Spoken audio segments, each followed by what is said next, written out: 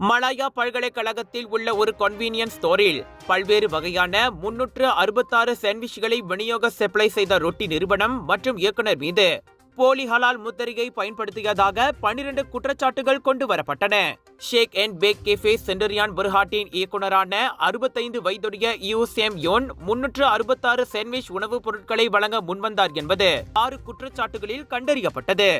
இது மலேசியா ஹலால் முத்திரையை பயன்படுத்தி விவரிக்கப்பட்ட 6 சுவைகளை உள்ளடக்கிய விதிமுறைக்கு முரணாக முஸ்லிம்கள் உணவை உட்கொள்ளலாம் என்பதை காட்டுகிறது. உணவுப் பொருட்களில் 50 கலப்பு தூனா மீன் சாண்ட்விச்கள், 43 கலப்பு உருளைக்கிழங்கு சாண்ட்விச்கள், 77 கலப்பு சிக்கன் சாண்ட்விச்கள், 74 முட்டை மயோ சாண்ட்விச்கள், 66 ஹேம் அண்ட் சீஸ் சாண்ட்விச்கள் மற்றும் 56 சில்லி கிராப் ஸ்டிக் சாண்ட்விச்கள் ஆகியவையும் அடங்கும்.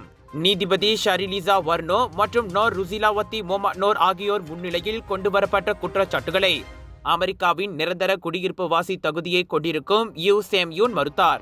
அனைத்து குற்றங்களுக்கும் சன்வே டமான்சாராவில் ஷேக் அண்ட் பேக் கேஃபே சென்டரியான் புர்ஹாட்டில் இம்மாதம் 10ஆம் தேதி மதியம் மணி 12:50 அளவில் புரிந்ததாக குற்றம் சாட்டப்பட்டார்.